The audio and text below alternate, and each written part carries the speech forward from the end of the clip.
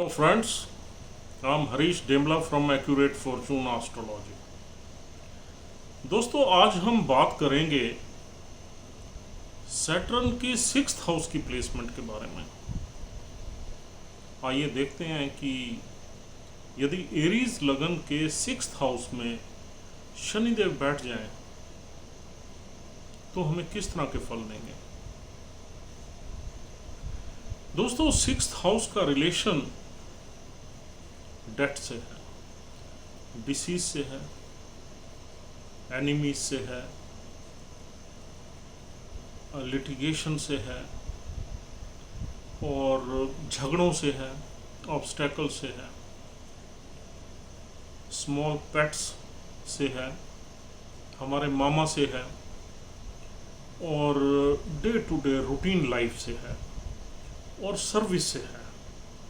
Service means हम यदि किसी ऑर्गेनाइजेशन में सर्विस करते हैं या फिर हम कोई ऐसा काम करते हैं जिसमें लोगों को सर्व करते हैं और पर्टिकुलरली अंडर प्रिविलेज लोगों को सर्व करते हैं, तो वो भी हम 6th हाउस से ही देखते हैं। 6th हाउस एक दुष्टाना हाउस है, यानी कि मैलिफिक हाउस है और सैटर्न एरीज लगन में 10th और 11th यानी कि दो बहुत ही इम्पोर्टेंट हाउसेस का लॉर्ड है। एक कर्म भाव है, दूसरा लाभ भाव है। तो इन दोनों के हाउसेस का लॉर्ड होकर सैटर्न दुष्टाना हाउस में बैठ गया और ये बुध देव का हाउस है। बुध देव की मूल त्रिकोण राशि 6 नंबर राशि यहाँ पड़ती है। तो दोस्तों यहाँ पर ऐसा माना जाता है कि नेटिव जो है वो सर्विस करने की तरफ इंक्लाइंड होगा, उसमें कुछ करेज वगैरह की कमी होगी, वो अपने बिजनेस को यहाँ पर मुश्किल से करेगा तो बहुत लेट करेगा। और देखा ऐसे जाता है कि मोस्टली यहाँ पर सर्विस का योग बनता है जब तक कोई दूसरा प्लैनेट उसको बिजनेस के लिए या सेल्फ एम्प्लॉयमेंट के लिए इन्फ्लुएंस न कर रहा हो। तो दोस्तों यहाँ पर नेटिव जो है वो किसी बड़ी ऑर्गेनाइजेशन में जॉब कर सकता है, because 11th house represent big organization and 6th house represent service. या यहाँ बैठा हुआ शनि जो है नेटिव को किसी हेल्थ के फील्ड में ले जा सकता है, मेडिकल फील्ड में ले जा सकता है। इवन यहाँ से हमने डॉक्टर्स वगैरह भी देखे हैं, नर्सिस भी देखे हैं या मेडिकल स्टाफ भी देखा है। और यहाँ एक हस्ता नक्षत्र पड़ता है जो चंद्रदेव का है, तो वो सपोर्ट करता है इस तरह के प्रोफेशन के लिए। और दोस्तों यहाँ पर बैठा हुआ इंसान लॉ फील्ड में भी हो सकता है। शनिदेव कहीं ना कहीं लीगल मैटर्स में भी यानी कि जुडिशरी में भी ले जाते हैं, या कोर्ट वगैरह में जो एम्प्लॉइज होते हैं वो भी इसी हाउस से देखे जाते हैं। और यहाँ पर बैठा हुआ इंसान एचआर में या एडमिनिस्ट्रेशन में भी हो सकता है। और यहाँ पर बैठा हुआ शनि इंसान को डाटा एनालिसिस में भी ले जा सकता है, अकाउंटिंग में भी ले जा सकता है, क्योंकि यहाँ बुध की राशि है। और 6 नंबर राशि से हम क्या देखते हैं, detailed orientation, accounts and data analysis, business analysis.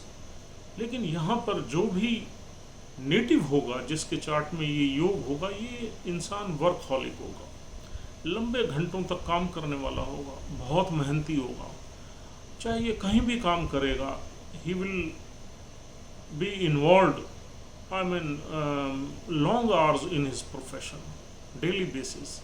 और लंबे ही सालों तक ये लोग काम करते हैं and they try to give their maximum। और इनके एनिमीज जो है वो सिर्फ इसीलिए ही दबते हैं इन लोगों से कि ये काम करने में बहुत निपुण होते हैं। They try to be perfect in their profession। 6 number राशि इंसान को परफेक्शन की तरफ ले जाती है। बड़ा लॉजिकल वे में ले जाती है। यहाँ इंसान अपनी कम्युनिकेशन से, बिकॉज बुद्ध इज़ ए कारका ऑफ कम्युनिकेशन, यहाँ इंसान अपनी डे टू डे लाइफ को, प्रोफेशनल लाइफ की प्रॉब्लम्स को अपनी कम्युनिकेशन से ही दूर कर लेते हैं। चाहे वो राइटिंग कम्युनिकेशन हो या डिबेट हो, ओरल कम्युनिकेशन हो। जब इन लोगों की मीटिंग होती है तो इनके व्यूज़ या इनकी कन्वर्सेशन या इनकी डिस्कशन बहुत लॉजिकल होती है। लोग उनके सामने रुक नहीं पाते, ठहर नहीं पाते। They have all logics. चाहे ये थोड़ा कम बोलेंगे लेकिन इनकी बातों में, इनके पॉइंट ऑफ व्यू में दम होता है। और इनके जो एनिमीज़ होते हैं, अपोनेंट्स होते हैं, वो इनसे दबते हैं। Because this is a Saturn which is a very very mature planet, very very old planet, and they talk to the point. फालतू फालतू बातें करने के लिए इनके पास ना तो सोच होती है, ना इनके पास, दे आर टोटली प्रोफेशनल। और फिर they are very logical, because 6 number राशि की सपोर्ट इन्हें मिलती है, बुद्ध की सपोर्ट मिलती है। और इस वजह से ये लोग हमेशा अपने प्रोफेशन में सक्सेसफुली होते हैं। हाँ, इनकी सक्सेस जो है ना ग्रेजुअल होती है, बिकॉज दिस इज़ ए उपाच्या हाउस। 11th हाउस भी उपाच्या हाउस है। ये टाइम के साथ ग्रो करते हैं, टाइम के साथ प्रोग्रेस करते हैं। जैसे जैसे ये लोग अपनी सर्विस में टाइम निकालते हैं, यानी years on years they make progress in their profession, और ये मिडिल एज के बाद एक अच्छी पोजीशन को गेन कर लेते हैं। और दूसरे प्लैनेट्स की सपोर्ट अगर मिल जाए, इनके नक्षत्र के लॉर्ड्स वगैरह की पोजीशन अगर अच्छी हो, तो ये लीडरशिप रोल में आ जाते हैं एंड एडमिनिस्ट्रेशन वगैरह में, और ये अपने स्टेटस को भी इंजॉय करते हैं। ऐसा नहीं है कि ये बैड प्लेसमेंट है। मेलेफिक हाउस में सैटर्न की ये प्लेसमेंट हम खराब नहीं कह सकते, लेकिन यहाँ कंपटीशन बहुत है, यहाँ पर उलझने बहुत हैं, ऑब्स्टैकल्स बहुत हैं। और इन सब चीज़ों में से निकलता हुआ इंसान लाइफ में आगे बढ़ता है। और ऐसा माना जाता है कि यहाँ बैठा हुआ सैटर्न इंसान को कम से कम डबल, यानी कि 2 गुना मेहनत करवाता है अपने प्रोफेशन में राइज करने के लिए। लेकिन राइज करने का योग डेफिनेटली यहाँ बनता है और इंसान अपने प्रोफेशन में ऊपर चला जाता है। हाँ, लेकिन कुछ प्रॉब्लम्स उसके साथ रहती हैं। क्या वो प्रॉब्लम्स हैं जो उसके साथ रहती हैं? उसके साथ रहती है उसकी हेल्थ की प्रॉब्लम। उसको कोई ना कोई, 11th house is a house of small diseases and 6th house is a house of diseases. तो यहाँ इसकी छोटी बीमारी कुछ लापरवाही की वजह से बीमारी में कन्वर्ट हो जाती है, जो लंबे टाइम तक चलती है। और यहाँ पर इसके ऊपर कुछ लोन्स भी चलते हैं, डेट्स भी इसको लेने पड़ते हैं राइज करने के लिए। और अगर ये बिजनेस में होते हैं, अपना बिजनेस स्टार्ट करते हैं, तो इनका जो लाभ है वो डायरेक्टली डेट से कनेक्टेड होता है। बिकॉज 11th हाउस लाभ भाव है और 6th हाउस डेट का घर है। तो इनका जो प्रॉफिट होता है वो डेट से रिलेट करता है, डेट पे डिपेंड करता है। तो इनको काफ़ी बड़े डेट्स भी लेने पड़ते हैं और वो डेट्स लाइफ लॉन्ग चलते हैं। उनको रिपे करने में प्रॉब्लम्स आती हैं, बिकॉज ये एक सैटर्न जो है ना, जो भी प्रॉब्लम देता है लंबी देता है। आप इसको मान के चलिए, चाहे वो बीमारी हो या डेट हो या लिटिगेशन हो, या कोई भी प्रॉब्लम जब देगा 6th हाउस से रिलेटेड, वो लंबी देगा।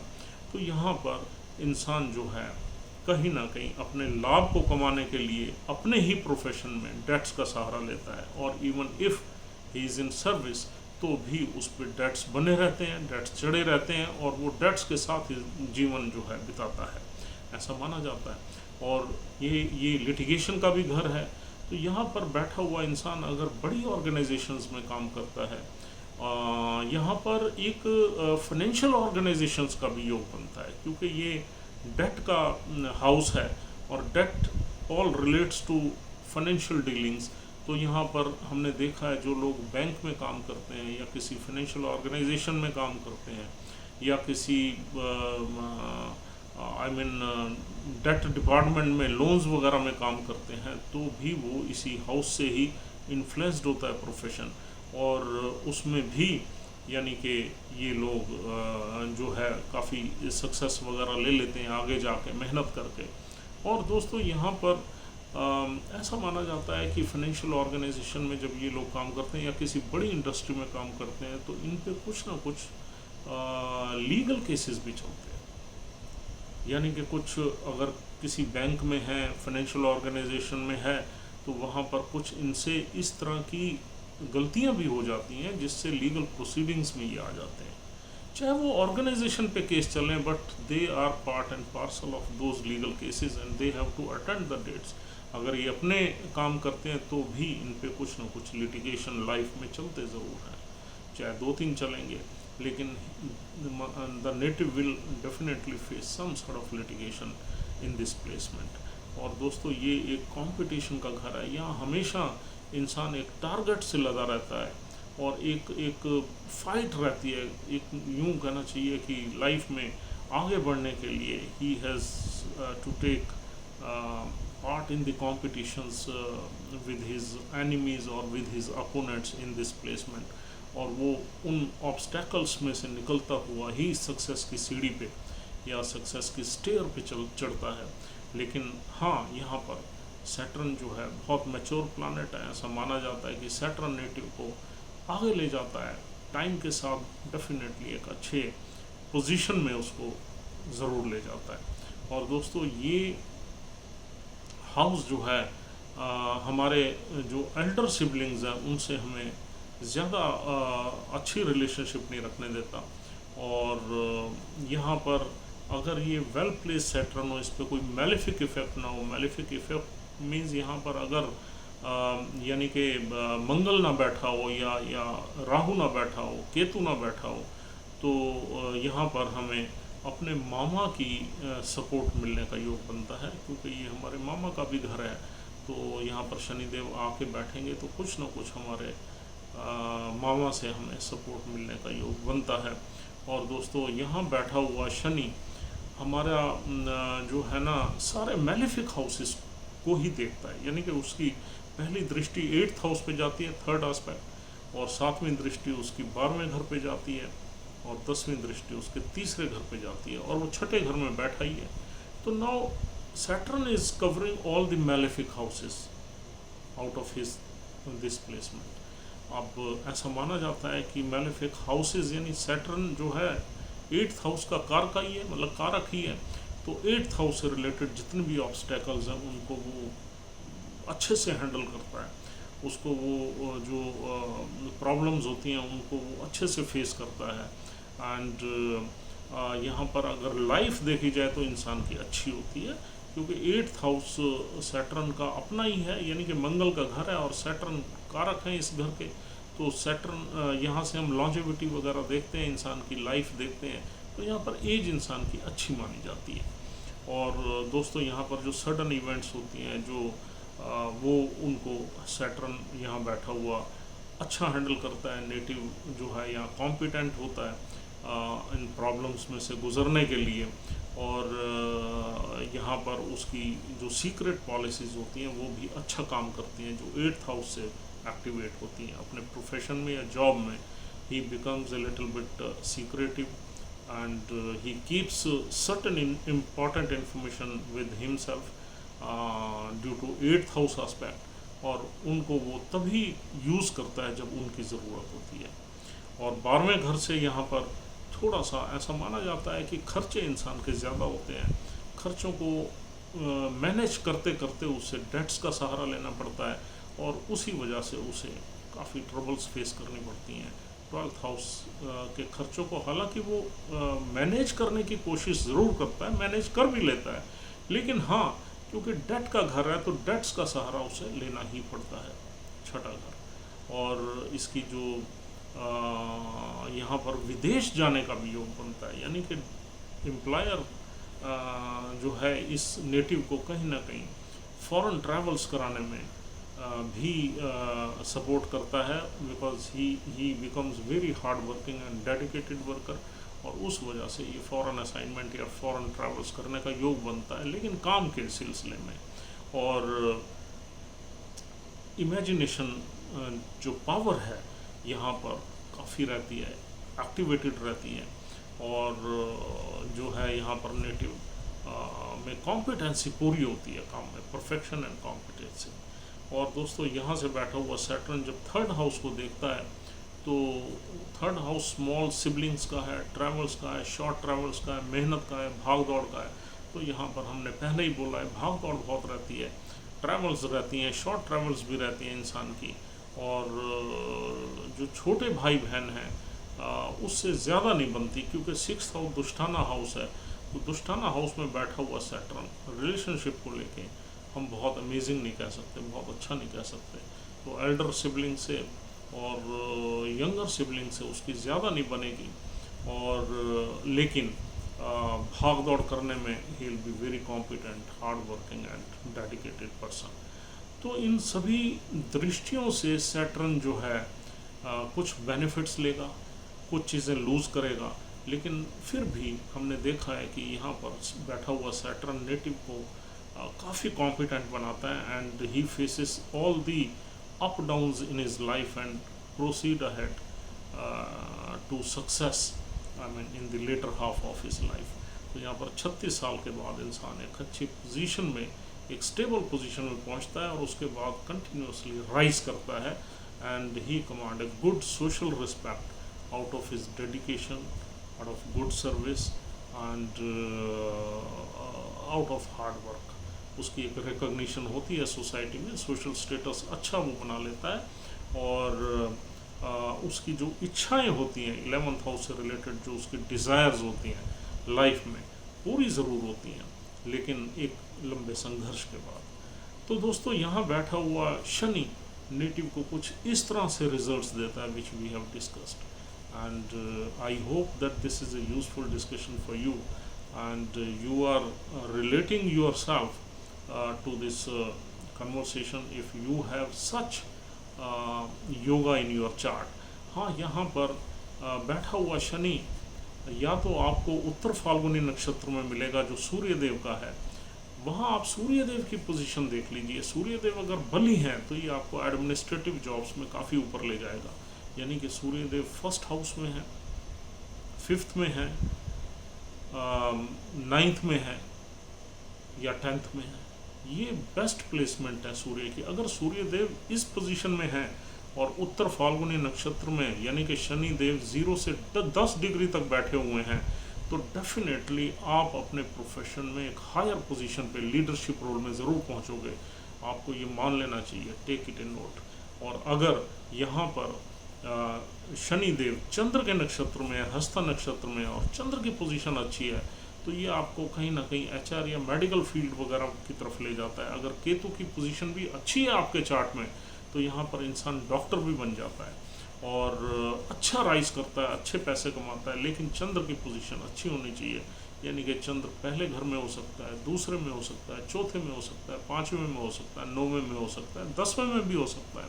अगर मून की पोजीशन बहुत अच्छी है, इस तरीके से अगर प्लेसमेंट है, तो डेफिनेटली ये आपको कुछ ना कुछ जो है बड़े गेंस देगा और अच्छी स्टेबल लाइफ की तरफ ले जाएगा। और तीसरा नक्षत्र है चित्रा नक्षत्र, जो मंगल देव का है। मंगल देव के नक्षत्र में भी यहाँ पर कोई दिक्कत नहीं है। मंगल की पोजीशन अगर आपके चार्ट में अच्छी है और मंगल का लगन है, तो ये आपको कहीं ना कहीं एक एग्रेशन देगा, विल पावर देगा, विनिंग टैक्टिक्स देगा, और आपको कहीं ना कहीं ये अगर सूर्य और मंगल दोनों बली हैं तो गवर्नमेंट सेक्टर में भी ये आपको ले जा सकते हैं और अच्छी एडमिनिस्ट्रेटिव पोजीशन में ले जा सकते हैं। और मंगल से हम डिफेंस सर्विसेज भी देखते हैं। अगर मंगल बहुत बली है, यानी कि 10वें घर में पड़ा हुआ है, या मंगल लगन में पड़ा हुआ है और सूर्य भी बली है, तो कहीं ना कहीं आप डिफेंस सर्विसेज की तरफ भी जा सकते हैं, और वहाँ भी आप ये बड़ी डिसिप्लिन और रूटीन लाइफ को लीड कर सकते हैं सक्सेसफुली। तो ये 3 जो नक्षत्र हैं मिलते हैं, जो कि सूर्य का है, चंद्र का है और मंगल का है। इन नक्षत्रों के लॉर्ड यानी कि सूर्य और चंद्र और मंगल, इनकी पोजीशन देख के आपको क्लियरली पता लग जाएगा कि आप किस तरफ जा रहे हैं और कितनी सक्सेस आपको मिलने के योग है। तो दोस्तों, this is all for the day, and as usual my number is 9899105355. If you want to contact me, you can dial this number for any sort of astrological consultation, and please don't forget to subscribe our channel. That is very, very important for us. Please do it immediately, and thank you very much for watching this video. We'll see you tomorrow. Thanks a lot.